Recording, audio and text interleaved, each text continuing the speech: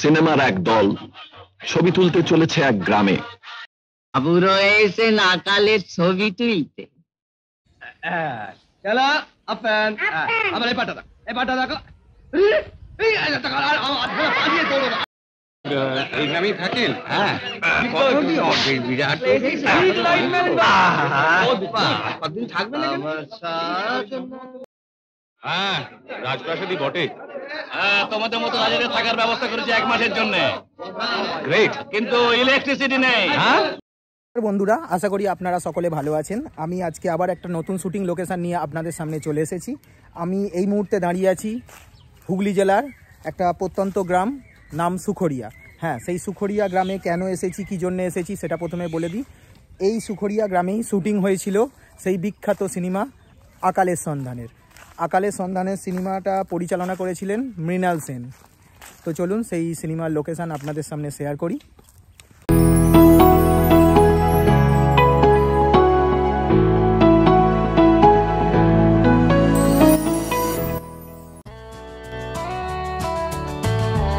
শিয়ালদা থেকে সকাল 8:06 কাটোয়া লোকাল ধরে আজ আমার গন্তব্য সোমরাবাজার স্টেশন। আবার একটা শুটিং লোকেশনের সন্ধানে আমি চলে এসেছি সোমরাবাজার।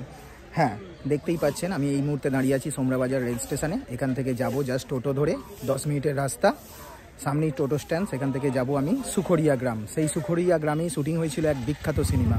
চলুন ওখানে গিয়ে আপনাদের সামনে কথা হবে, কি শুটিং হয়েছিল, কোন বিখ্যাত সিনেমা, সব কিছুই আপনাদের সামনে শেয়ার করব।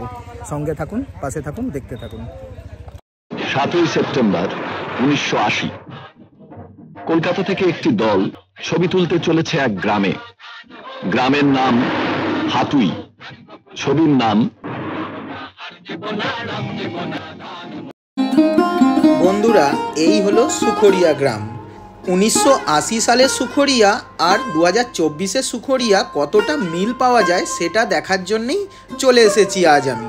চলুন যাওয়া যাক আস্তে আস্তে কোথায় কোথায় শুটিংগুলো হয়েছিল দেখার জন্যে।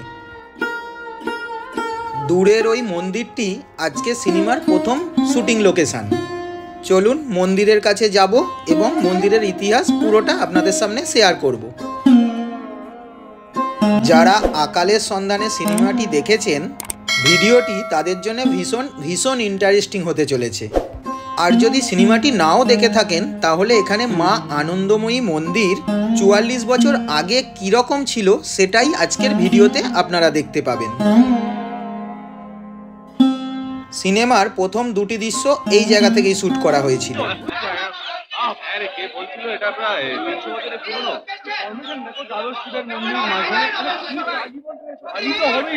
বুঝলে স্মিতা পাতিল, এই হচ্ছে বাংলার ঐতিহ্য, এই জানবে।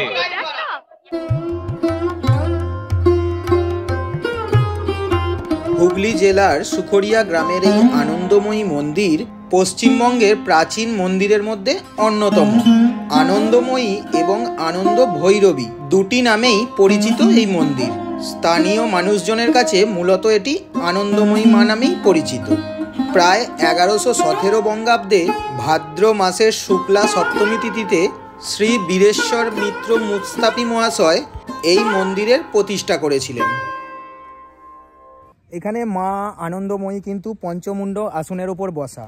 হ্যাঁ, চলুন সেই ভগবানের দর্শন তো অবশ্যই করতেই হবে, কারণ অনেক জাগ্রত এই আনন্দময়ী মা।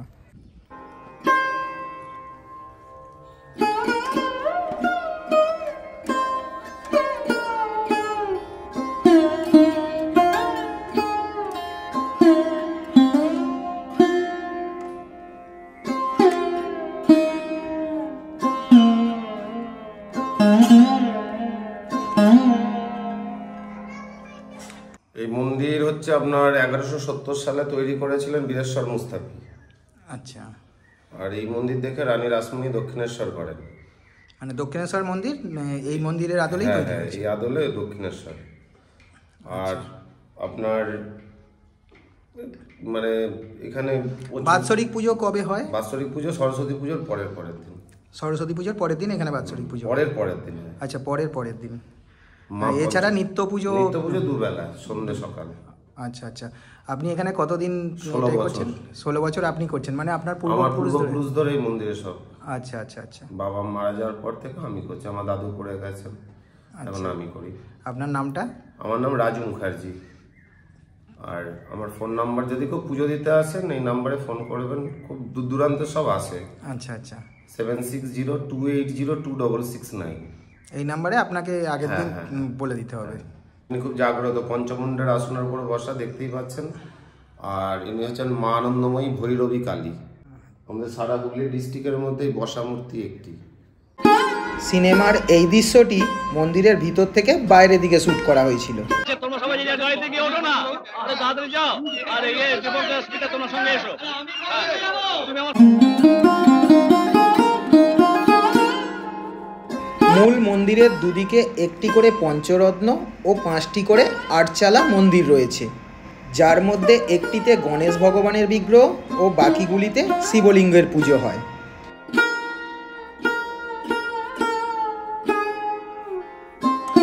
স্মিতা পাতিল ও দীপঙ্করদের একটি শ্যুট এই আটচালা মন্দিরের সামনে থেকে করা হয়েছিল। এক একদিনে থাকার পক্ষে কিন্তু জায়গাটা আইডিয়াল না? এই মন্দিরে পুরুত ঠাকুর যখন মাথায় জল ঢেলে দেবে তখন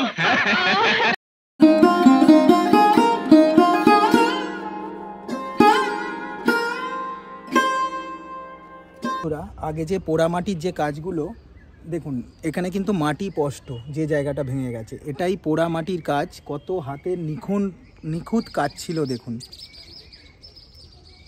অনেক জায়গায় কিন্তু ভেঙে চলে গেছে, এখনও যতটা আছে খুব সুন্দর লাগছে এবং অসাধারণ লাগছে। এই মন্দিরের সাথে অদ্ভুত রকমের মিল রয়েছে দক্ষিণেশ্বরের মা ভবতারিণীর মন্দিরের।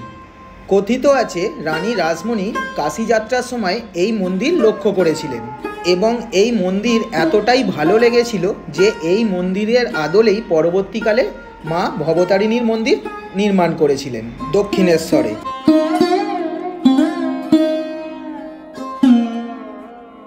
পঁচিশ চূড়া বিশিষ্ট এই মন্দিরের উচ্চতা 70 ফুট 8 ইঞ্চি। মন্দির দেখার পরে আমি চলে এলাম আনন্দময়ী দিঘির উত্তর পারে রাধাকুঞ্জ দেখার জন্য, যেখানে আকালের সন্ধানে সিনেমার বাকি শুটিং হয়েছিল। দেখুন এই জায়গা থেকে এই দৃশ্যটি শ্যুট করা হয়েছিল।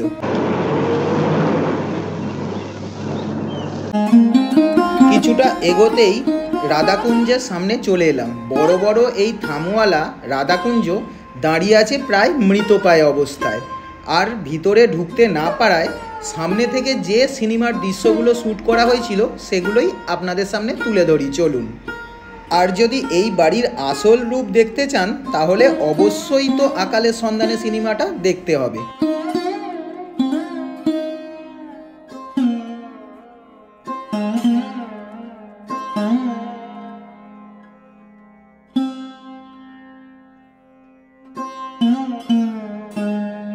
আমার পিছনে একটি রথ দাঁড় করানো আছে, দেখতে পাচ্ছেন আপনারা। এই রথটি দেখে মনে হচ্ছে এখনও রথ উৎসবে এই রথটি বার করা হয় এবং যথেষ্ট আড়ম্বরের সাথেই এই রথ উৎসব পালন করা হয়, কারণ রথটি যথেষ্ট বড় এবং অনেক পুরানো, সেটাও বর্তমান। সিনেমার এই দৃশ্যটি এই জায়গা থেকে শ্যুট করা হয়েছিল। এই হচ্ছে রাজপ্রাসাদ। হ্যাঁ, রাজপ্রাসাদই বটে। আর এই বাড়ির ছাদের উপর থেকে এই দৃশ্যগুলি শ্যুট করা হয়েছিল, যেখান থেকে মন্দিরটি দেখা যাচ্ছে। মানে যে চরিত্রটা আপনি করছেন, অর্জুন 3 বিঘে জমি তখনও বেচেনি, কিন্তু খিতের জ্বালায় শাক পাতা খেতে শুরু করেছে, শরীরটা দুর্বল। আর এই দৃশ্যটি এই জায়গা থেকে শ্যুট করা হয়েছিল।